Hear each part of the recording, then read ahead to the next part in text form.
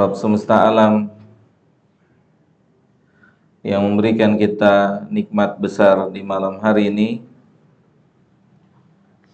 nikmat berada di salah satu rumahnya untuk belajar ilmu agama, yang mana semoga Allah Subhanahu wa taala memberikan kita tambahan kenikmatan setelah kita mengakui ini adalah bagian dari nikmat Allah Subhanahu wa taala. Maka semoga Allah memberikan kita tambahan kenikmatan, yaitu kenikmatan bisa memahami pelajaran yang akan kita pelajari dengan pemahaman yang benar, dan kemudian kita berharap kepada Allah Subhanahu wa taala nikmat berikutnya, yaitu nikmat bisa mengamalkan ilmu yang kita telah ketahui, ataupun bisa meninggalkan larangan-larangan yang ada di dalam Islam yang telah kita mengetahuinya. Baik jamaah yang dimuliakan oleh Allah Subhanahu wa taala, kita akan melanjutkan kajian kita dari pembahasan kitab Tauhid karya Fadilatul Syekh Shalih Fauzan Al-Fauzan hafizahullahu taala. Semoga Allah Subhanahu wa taala memberikan balasan yang terbaik untuk beliau atas karya ilmiahnya ini, dan semoga Allah mengampuni kekurangan dari karya ilmiah beliau ini dan kekurangan beliau lainnya. Allahumma amin. Baik jamaah yang dimuliakan oleh Allah Subhanahu wa taala, kita akan mulai dengan mengharapkan pertolongan Allah Subhanahu wa taala kajian kita malam hari ini.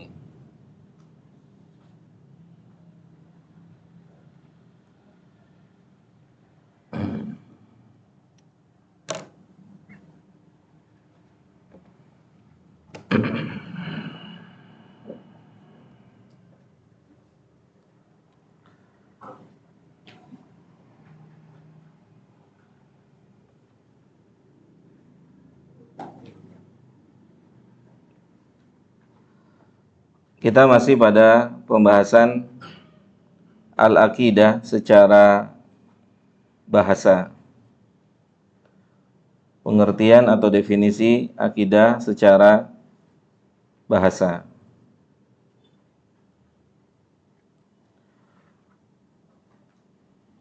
Pada pertemuan sebelumnya kita telah membahas pentingnya mengetahui perbedaan definisi. Pentingnya mengetahui perbedaan definisi.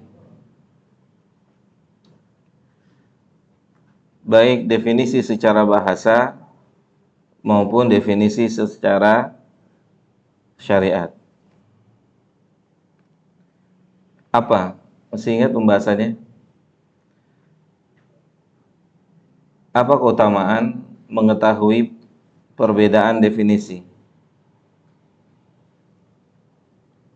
Masih ada yang ingat? Perbedaan atau keutamaan mengetahui macam-macam definisi, baik definisi secara bahasa, secara syar'i. Apa keutamaannya? Apa faedahnya? Masih ada yang ingat?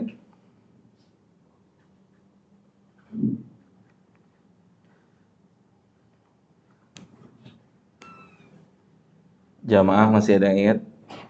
Lupa. Perbedaan atau keutamaannya adalah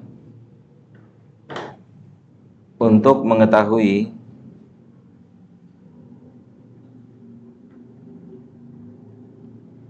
mana yang diinginkan oleh syariat, ya, agar kita bisa mengetahui mana yang diinginkan oleh syariat. Apakah secara bahasa atau secara istilah, mana yang diinginkan oleh syariat.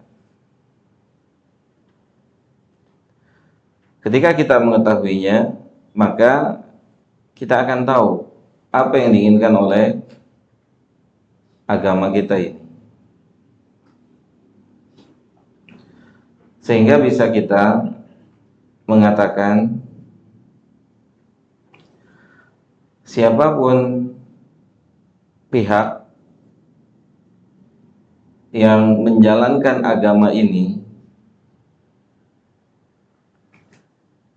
hanya berdasarkan definisi secara bahasa, maka kita katakan salah ataupun keliru. Contoh, ya, apa contohnya? Contohnya misalnya sholat. Apa artinya sholat secara bahasa? Apa jemaah? Ya, siapa yang bisa jawab? Apa artinya sholat secara bahasa? Apa? Doa. Ingat. Secara bahasa dia artinya ingat.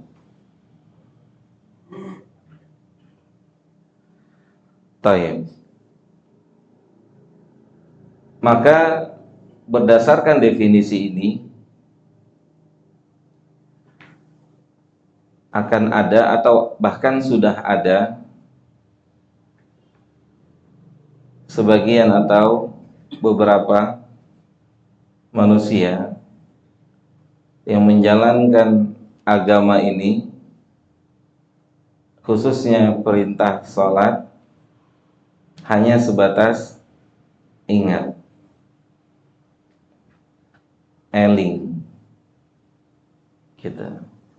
Maka dari sisi lugha atau dari sisi bahasa benar, tidak salah. Benar, tidak salah. Sahih. Dari sisi bahasa tidak salah. Tapi apakah itu yang diinginkan oleh pembuat syariat? Siapa pembuat syariat? Hah? Allah tunggal atau bersama Nabi Muhammad? Ya, ya, gimana? Pembuat syariat Allah tunggal. Nabi menyampaikan, menyempurnakan, melengkapi. Pembuat syariatnya Allah tunggal. Maka apakah eling yang dilakukan oleh sebagian orang Islam itu telah menggugurkan kewajibannya atau belum? Gitu. Itu makanya kita harus mengetahui atau paling tidak pernah dengar tentang perbedaan definisi ini secara bahasa ataupun secara syariat atau istilah. Karena tidak tertutup kemungkinan sebagian pihak akan mendakwahkan ini. yang memahami sholat itu adalah apa? Ingat, tidak tertutup kemungkinan dia pun akan mendakwahkan ini. Sahih enggak? Dan juga memungkinkan dia pun punya apa? Pengikut yang ngikutin, ya. Karena dia juga bisa membuktikan, pembuktian secara bahasa. Dia bisa membuktikan pembuktian secara bahasa. Misalnya dengan mengatakan, coba Anda lihat kamus. Coba Anda lihat kamus. Apa arti salat? Maka ketemulah arti salat itu adalah ingat. Oke, benar. Berarti kita tidak perlu melakukan ritual salat dari takbir yang pertama sampai salam, boleh? Boleh. Boleh. Oke, ini buktinya.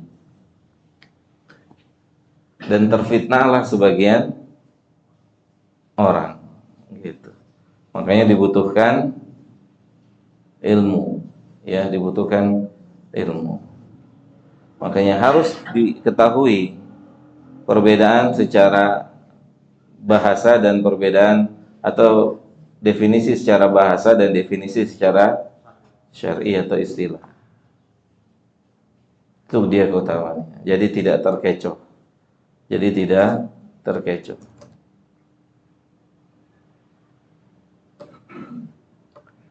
Taib.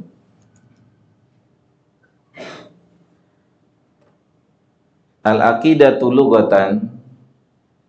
Al-aqidah definisinya secara bahasa.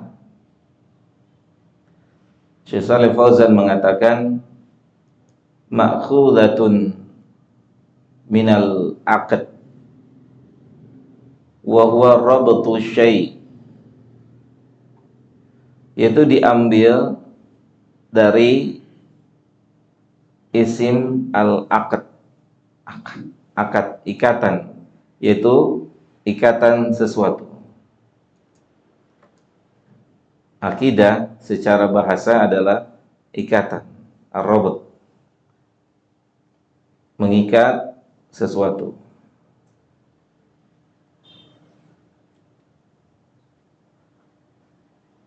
Wa'taqadtu kadza, aqadtu alaihi al-qalbu wad-dhamir wal aqidatu.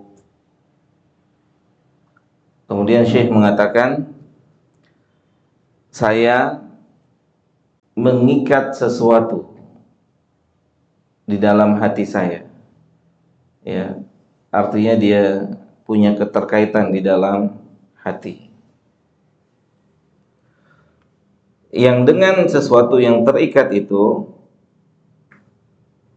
maka dibangunlah agama seseorang, dibangunlah agama seseorang. Nanti akan ada penjelasan berikutnya, ya, dari Syekh Shalih Fauzan. Dengan ikatan yang ada di dalam hati seseorang, wal aqidatu, dengan adanya ikatan maka dibangunlah agama seseorang. Jadi harus ada ikatan terlebih dahulu.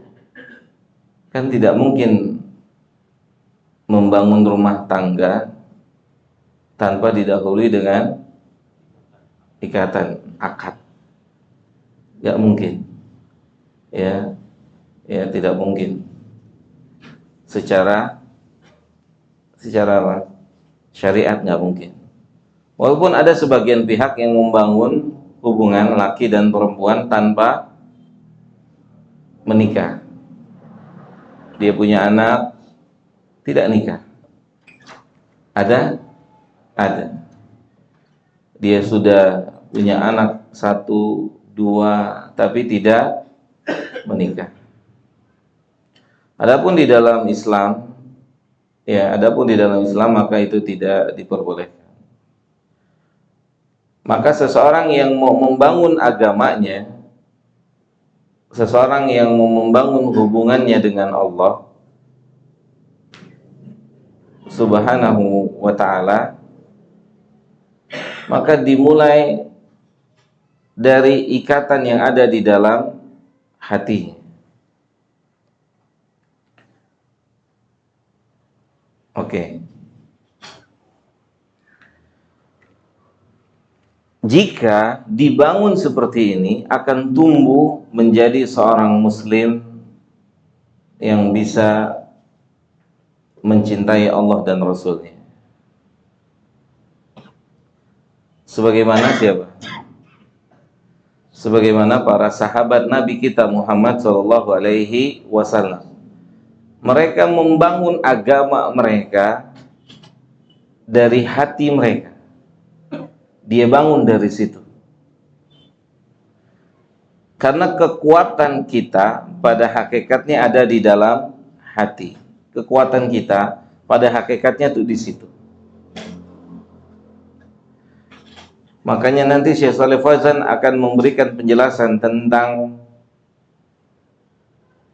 agama, unsur agama itu terbagi menjadi dua. Usul dan furu'. Usul dan furu'. Yang mana furu', cabang-cabang agama itu tidak akan mungkin bisa tegak tanpa adanya usul. Contoh nih.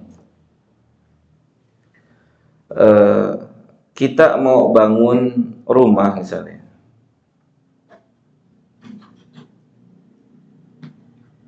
Jika seseorang mau bangun rumah, apa dulu yang harus diberesin? Pondasi. Sepakat ya, pondasi. Ada apa nggak bisa lotengnya dulu? Hah? Bisa nggak lotengnya dulu deh? Jadi gimana tuh? Bisa nggak? Di dunia nyata ya. Kalau di dunia dongeng, Doraemon mungkin bisa. Di dunia nyata, mungkin? Ya mungkin. Artinya memang nggak mungkin. Siapapun orangnya bisa tumbuh beragama terus tanpa membangun dari bawah. Nggak mungkin. Makanya itulah sebab utama fenomena sebagian orang yang tadinya sudah beragama, yang sudah mulai taat, kemudian dia mundur. Kemudian dia balik lagi ke masa-masa yang dulu. Karena dia tidak membangun ketaatan itu dari dasar, dari akidah. Gitu. Maka hancurlah atau balik lagi lah dia. Jelas sampai sini?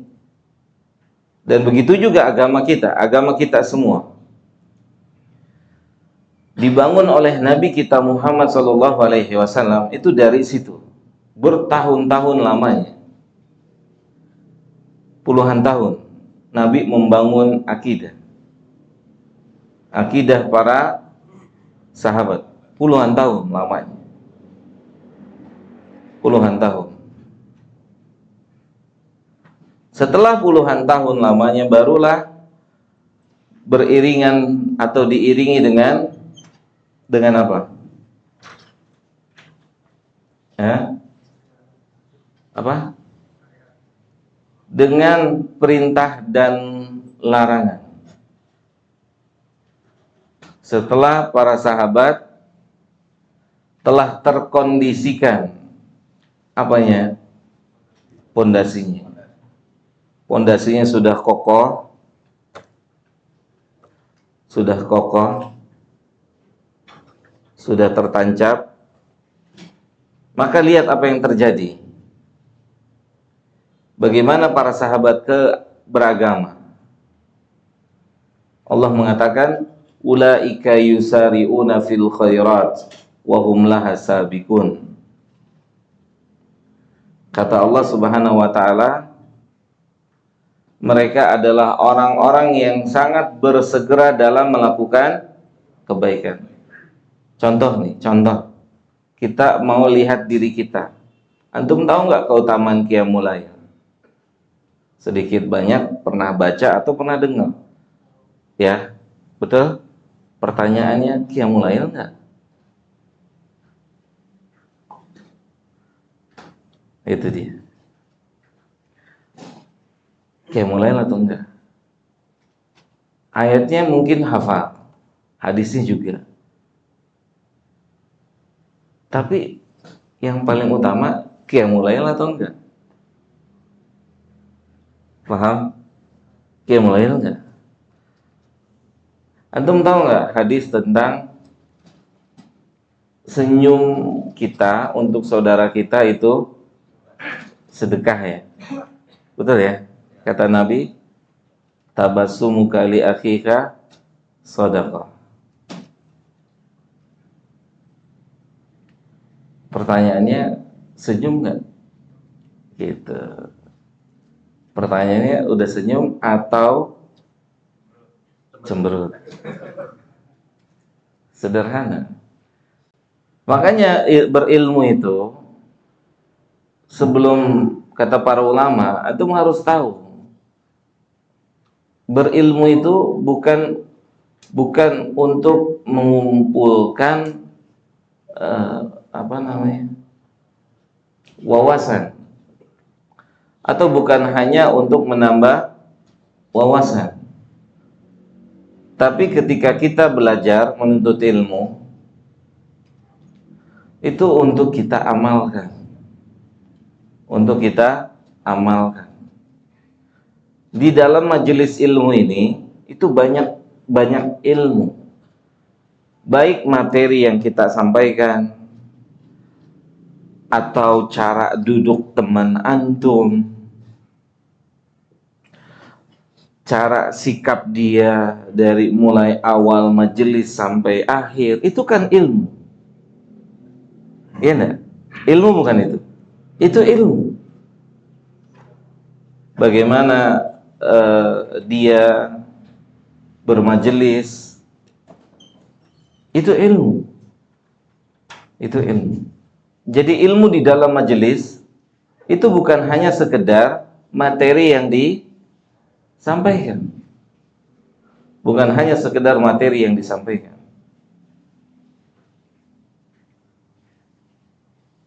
Gitu. Bahkan para ulama pun mengambil pelajaran dari para tulabnya, pelajarnya. Di antaranya Syekh Abdul Razak hafizahullah ta'ala. Di satu majelis beliau, dari awal sampai akhir, beliau memperhatikan seseorang yang ketika ditanya oleh beliau usianya 70 tahun. Usianya berapa? 70 tahun. Dari awal sampai akhir beliau perhatikan. Karena di penghujung muhadarahnya, kata Syekh, saya mau Bapak berdiri. Gitu. Bapak sebutkan apa yang poin-poin yang saya sampaikan. Kata Syekh Abdul Razak, 5 aja sebutin. Dia bisa sebut karena dia mencatat. Kata Syekh, saya lihat beliau dari awal sampai akhir mencatat. Diapresiasi dengan apa? Diberikan hadiah banyak oleh Syekh. Syekh kasih dia hadiah banyak. Kata Syekh, dia ngambil pelajaran dari orang ini. Ihtimam, perhatiannya terhadap ilmu. Gitu. Perhatian terhadap ilmu. Itu bukan teori, karena kalau teori kan materi disampaikan. Sahih? Teori materi disampaikan. Tapi yang lebih utama dari teori yang disampaikan adalah amal dari ilmu itu. Amal dari ilmu itu. Ya.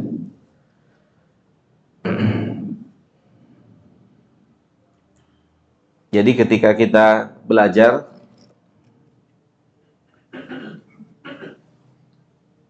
antum saat mau belajar ilmu tajwid dari rumah ke masjid atau ke tempat-tempat diajarkan ilmu tajwid, apa keinginan antum? Apa keinginannya? Kenapa?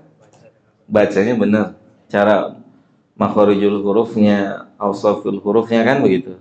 Mau antum merubah kan? Sahih enggak? Dan begitu juga ketika kita datang dari rumah untuk ke majelis ilmu. Mungkin ada sikap kita, ucapan kita, perangai kita yang keliru, tidak sesuai dengan syariat. Maka kita datang ke majelis ilmu untuk mengubah itu. Untuk mengubah itu. Mungkin saja kita punya cara bicara, atau mungkin kita punya lisan tidak terkontrol, atau bahkan sulit apa? Sulit terkontrol. Kita datang ke dalam majelis ilmu. Ternyata di dalam majelis ilmu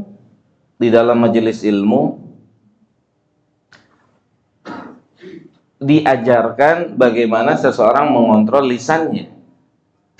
Keluar hadis Nabi misalnya. Hadis Nabi yang mana? Kata Nabi sallallahu alaihi wasallam, "Man kana yu'minu billahi wal yawmil akhir falyaqul khairan aw liyasmut." Gitu. Oh, ada hadis Nabi bilang, siapa yang beriman kepada Allah dan hari akhir, ternyata Allah cuma kasih dua pilihan untuk lisan. Ya, Allah tidak kasih pilihan yang ketiga. Allah cuma kasih dua pilihan untuk lisan kita. Bicara yang baik atau diam. PR buat kita ini bagaimana jadi sifat kita, bukan jadi hafalan kita.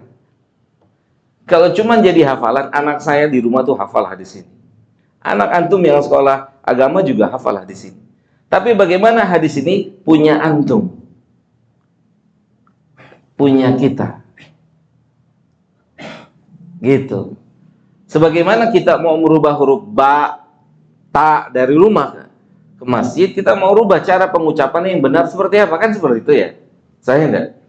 Bagaimana nih, lempeng, lurus, lempeng, bengkok gitu kan, lidahnya di atas, di tengah, di bawah gitu. Bibirnya rapet, bibirnya kebuka. Kan itu belajar ilmu tajwid. Hah? Begitu kan? Enggak, terserah gue Ustaz mau lurus kayak, enggak begitu kan? Iya kan? Ntar kata Ustaznya, dia bilang, kata Ustaznya, lidahnya di atas langit-langit. Aneh sukanya di bawah Ustaz. Bingung nggak tuh Ustaz tuh?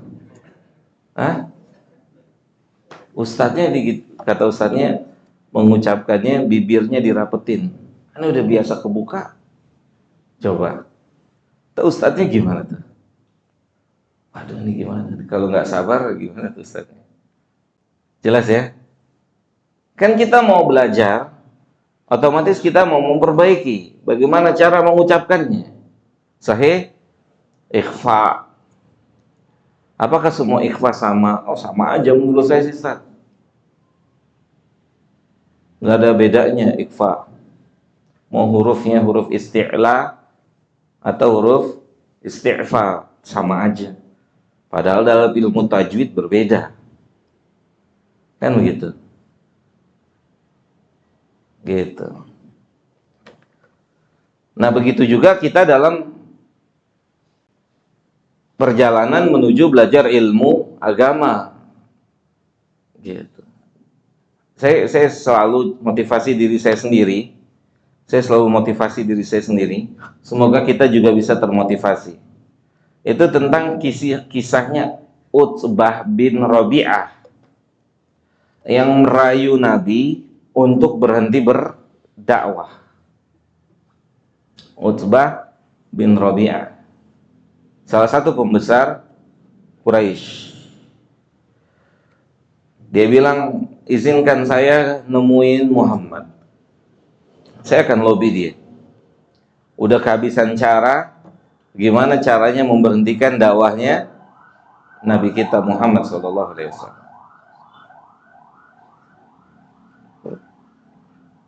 Oke, diizinkan, datang Utbah nemuin Nabi. Kata Utbah, ya Muhammad, Anda mau apa? Kami berikan, tapi beri keinginan kami, Anda berhenti berdakwah. Kata Utbah, Anda mau wanita tercantik, kami sediain. Anda mau kedudukan, kami berikan. Anda mau harta, kami kumpulkan buat Anda. Gitu. Saat Utbah datang nemuin siapa? Nabi kita. Terus bicara. Kata Nabi, antum sudah selesai bicara.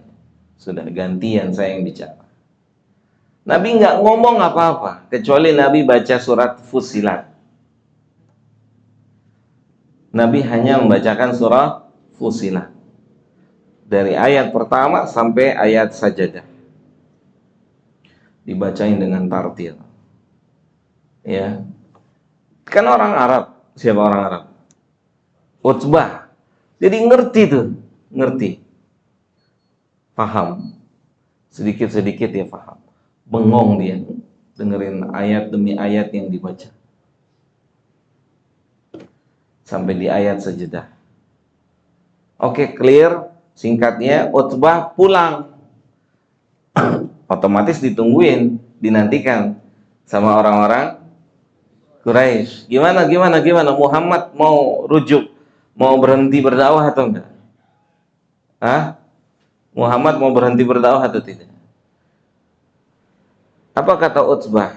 Saya baru kali ini mendengar perkataan yang tidak sama sekali sama dengan perkataan manusia. Ini bukan perkataan manusia. Itu Utbah kafir. Utbah kafir. Saya belum pernah mendengar. Ini bukan perkataan Muhammad. Itu Pak Saudara. Ini bukan perkataan Muhammad. Apa kata orang-orang Mekah? Apa kata mereka? Utbah kena sihir. Utbah terpengaruh dengan Al-Quran. Begitu seharusnya ketika kita berinteraksi dengan Quran, ini mulut lemes, bisa dikit-dikit lemes, tau gak tuh? Hah? Ya begitu deh ya. Bisa sedikit-sedikit turun. Itu terpengaruh dengan apa? Dengan Al-Quran, dengan hadis, dengan thalabatul ilm, dengan menuntut ilmu, gitu. Efeknya tuh begitu. Ini Utbah kata mereka, Utbah kena sihir. Kalau cara kita berinteraksi dengan menuntut ilmunya itu begitu. Kita akan berubah cara menatap, cara bicara, cara berjalan. Semuanya kan disebutin dalam Al-Quran. Nanti kita sebutin satu-satu sampai selesai insyaallah. Mudah-mudahan. Kita tutup, kita salat isya. Wassalamualaikum warahmatullahi wabarakatuh.